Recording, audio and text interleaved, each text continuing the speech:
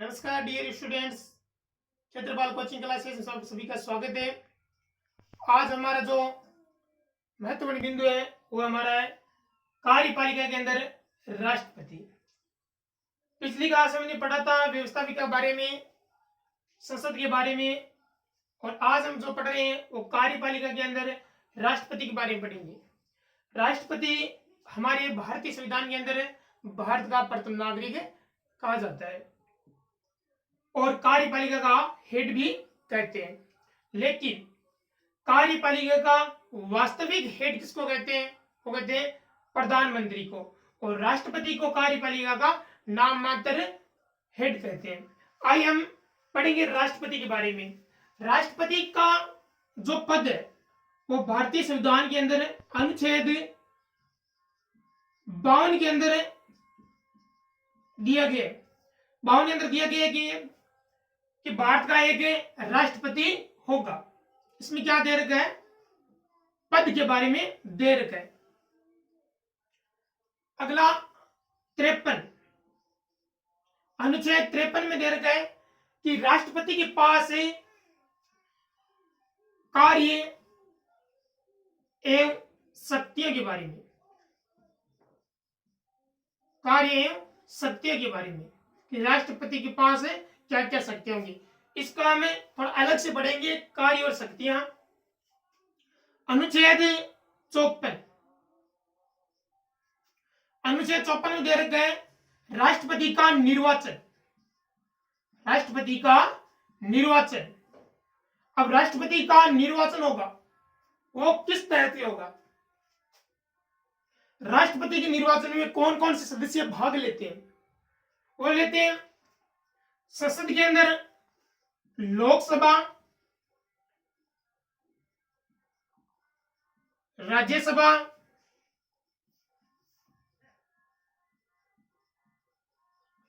लोकसभा राज्यसभा के member of parliament plus सभी राज्यों के विधानसभा के निर्वाचित सदस्य,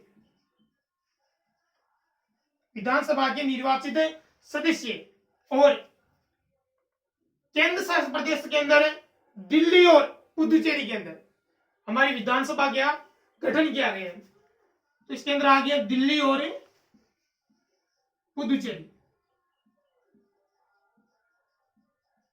पुदुचेरी इसके अंदर क्या है? विधानसभा का गठन किया गया। ये क्या लेंगे? राष्ट्रपति के निर्वाचन के लिए लोकसभा के और राज्यसभा, विधानसभा, दिल्ली और पुदुचेरी के सदस्य क्या लेंगे? निर्वाचन में भाग लेंगे। लेकिन इसमें नोट करने वाली बात यह है कि राज्य के जो विधान परिषद है, विधान परिषद के जो सदस्य वो इसके अंदर भाग नहीं लेंगे। क्यों नहीं लेंगे? क्योंकि विधान परिषद सभी राज्यों के अंदर नहीं है, मात्र 7 राज्यों के अंदर है विधान परिषद है। अगर इनको इस निर्वाचन में भाग लेने का मौका दिया जाए तो कहीं ना कहीं किसी राज्य को बेनिफिट मिल सकता है। तो ये ध्यान में रखते हुए विधान परिषद को इसमें भाग देने के लिए विवरण नहीं है। तो क्या होगा? अनुच्छेद 54 के अंदर निर्वाचन सदस्य कौन कौन से भाग लेंगे? लोकसभा के सांसद, राज्यसभा के सांसद और सभी राज्यों के विधानसभा, और हमारे 2 केंद्र शासित प्रदेश के अंदर विधानसभा का गठन किया गया है, दिल्ली और पुदुचेरी सदस्य क्या लेंगे? इसमें भाग लेंगे। केवल निर्वाचित सदस्य, केवल निर्वाचित सदस्य, निर्वाचित सदस्य इसमें क्या लेंगे? भाग लेंगे। अगला है अनुच्छेद 55, निर्वाचन रीति। निर्वाचन रीति।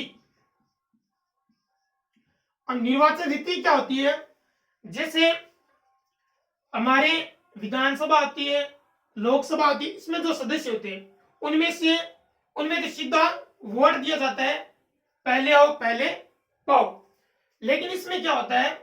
एक पद्धति द्वारा इसमें क्या होता है? चुनाव होता है, उसको कहते हैं निर्वाचन रीति। और उस पद्धति का क्या नाम है?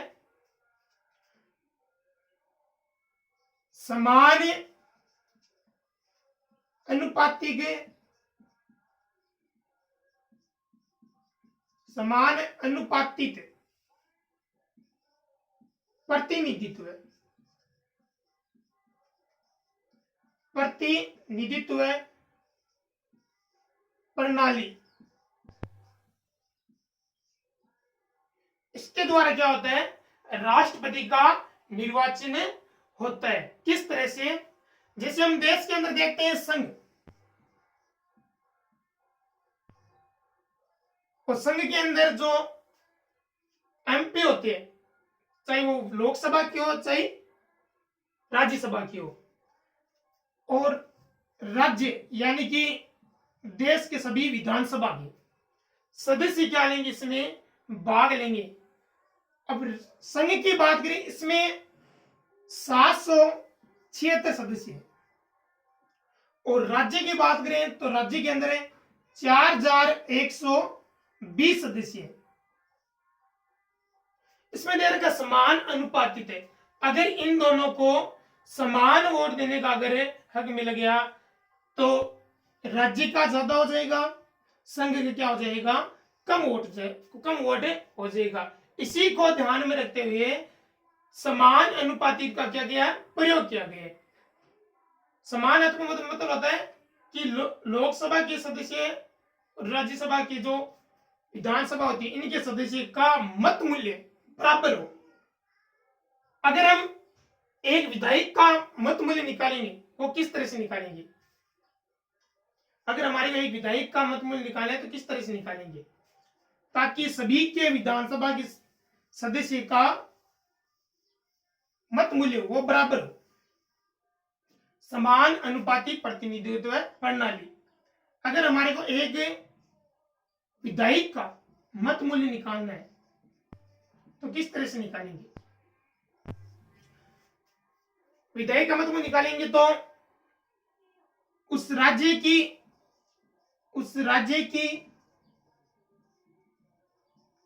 कुल जनसंख्या, राज्य की कुल जनसंख्या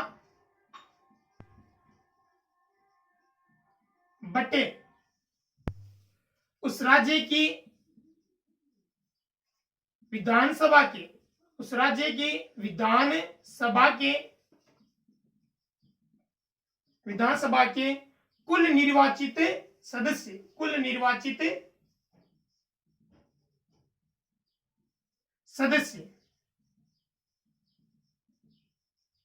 सदस्य यानी मान लीजिए कि राज्य की जनसंख्या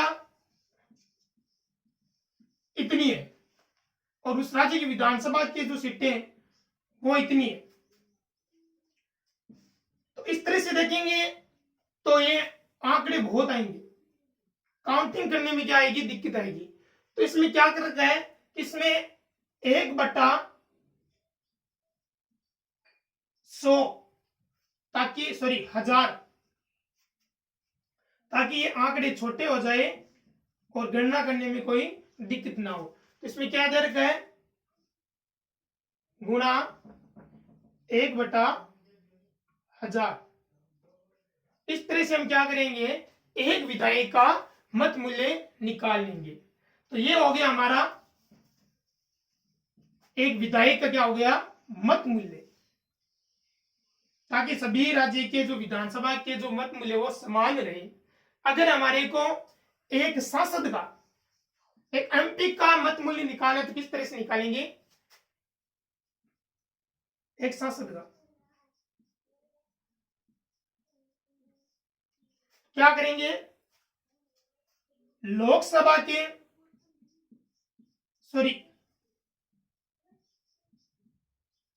राज्यसभा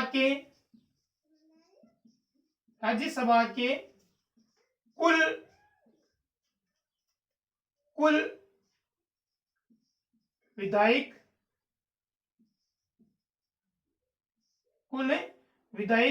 बटे कुल विधायक और लोकसभा के कुल निर्वाचित सदस्य सदस्य इस तरह से हम क्या कर सकते हैं, एक सांसद का क्या निकाल सकते हैं, मत मूल्य निकाल सकते हैं। अब देखिए कि लोकसभा के अंदर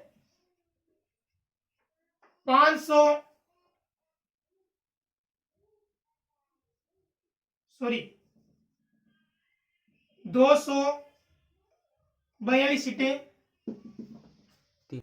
राज्यसभा के 233 सदस्य।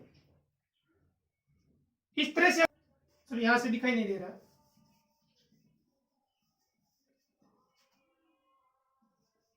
लोकसभा के 243 सदस्य निर्वाचित सदस्य, राज्यसभा के 233 सदस्य। इस तरह से हम देखेंगे तो भारत के अंदर 776 सांसद का कुल सांसद निकलेंगे। सॉरी, यहां पर राज्यसभा के कुल विधायक के मत मूल्य,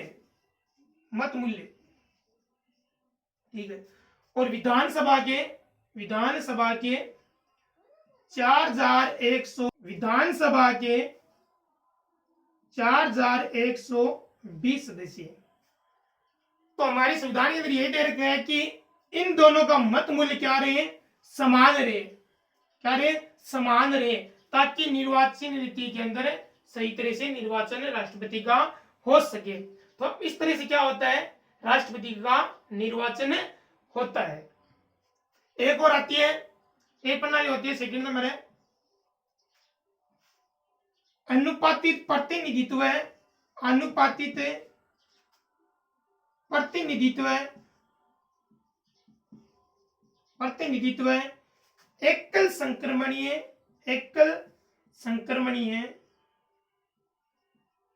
एकल संक्रमणीय मत पद्धति।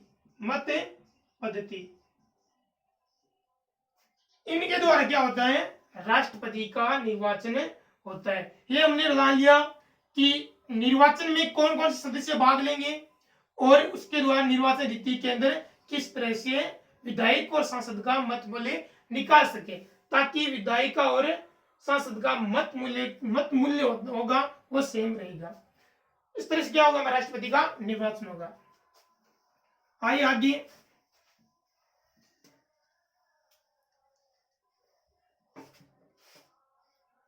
अनुच्छेद नंबर 56 पदावधि या कार्यकाल।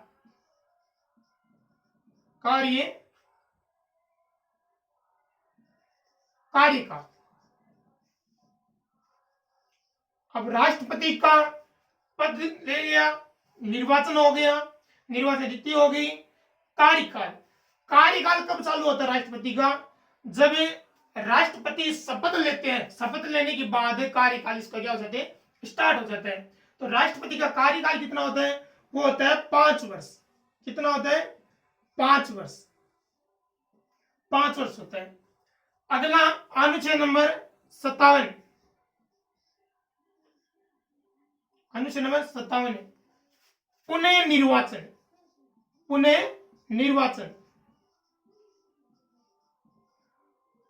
निर्वाचन के अंदर क्या दे रखा है अनुच्छेद 57 के लिए कि राष्ट्रपति कितनी बार निर्वाचित हो सकता है, एक राष्ट्रपति कितनी बार राष्ट्रपति बन सकता है। तो एक व्यक्ति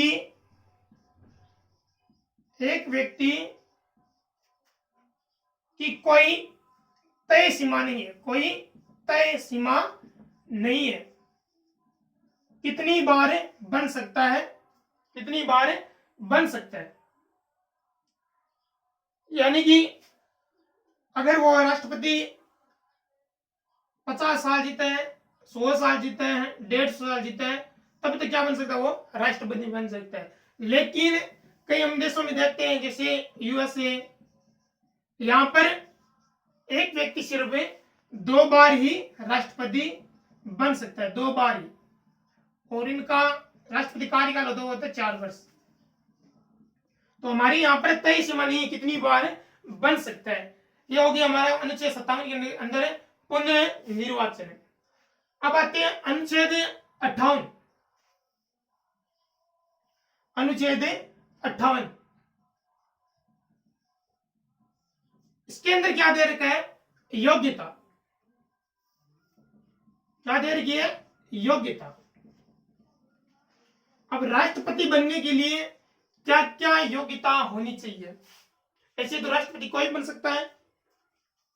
राष्ट्रपति बनने के लिए क्या क्या योग्यता होनी चाहिए?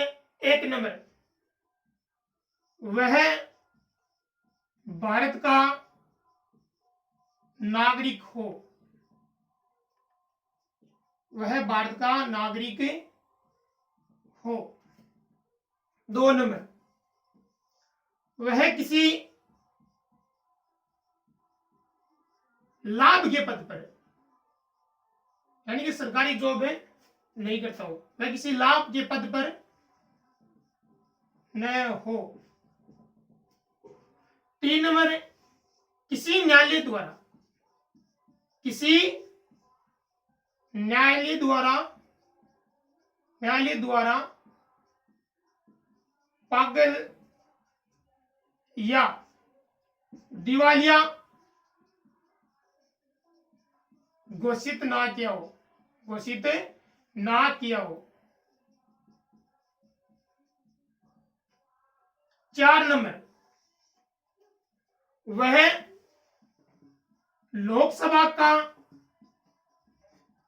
लोकसभा का सदस्य बनना योग्य हो। बनना योग्य हो। अब ये चीजें देखते हैं तो योग्यता के अंदर तो भारत के किसी भी व्यक्ति के पास ये योग्यता हो सकती है। वो भारत का नागरिक भी है, वो किसी लाभ के पद पर भी ना हो, और किसी न्यायालय द्वारा पागल भी ना ठहरे हो, किसी लोकसभा सदस्य बनना भी योग्य हो। ये चीजें तो हर व्यक्ति के अंदर, भारतीय व्यक्ति के अंदर मिल सकती है। लेकिन यहां पर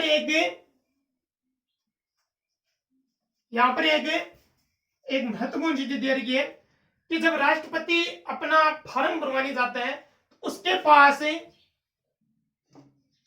50 व्यक्ति लोकसभा के हस्ताक्षर करता हो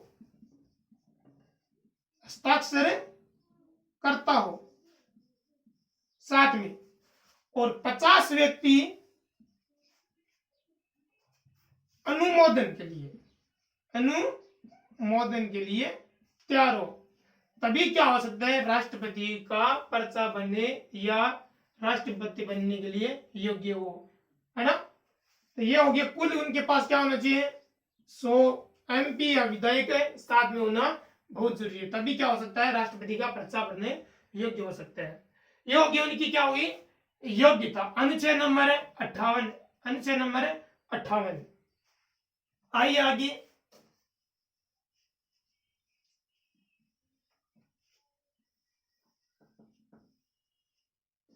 अगला इंपॉर्टेंट है अनुच्छेद 60। अनुच्छेद 60 इसमें क्या दे रखा है कि हमने देखा कि 52 के अंदर एक राष्ट्रपति होगा, उसका निर्वाचन होगा, उनकी योग्यता होगी। हमने राष्ट्रपति बना दिया, राष्ट्रपति बनाकर आ गए। अब क्या होगा? राष्ट्रपति शपथ लेगा। क्या लेगा? शपथ। ये किसके अंदर दे रखा है? आर्टिकल 60 शपथ। अब राष्ट्रपति को शपथ कौन देगा? इनके बराबर ही आदमी देगा शपथ राष्ट्रपति को। कौन देगा? सुप्रीम कोर्ट के मुख्य न्यायाधीश चीफ जस्टिस, ये क्या दिलाएगा? राष्ट्रपति को शपथ दिलाएगा। अगर मुख्य न्यायाधीश ये अगर यहां पर नहीं होगा तो इसको शपथ कौन दिलाएगा? तो कोई सुप्रीम कोर्ट के अंदर कोई अगर वरिष्ठ व्यक्ति है वो क्या दिलाएगा? इसको राष्ट्रपति को शपथ दिलाएगा। अब आइए अनुच्छेद 61। अनुच्छेद 61 में क्या दे रखा है? महाभियोग। महाभियोग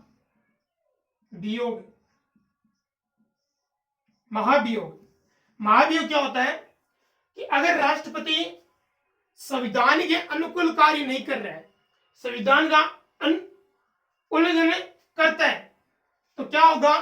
लोकसभा संसद के अंदर हटाने का पत्र लिया जाएगा। संसद के अंदर, लोकसभा के अंदर, राज्यसभा के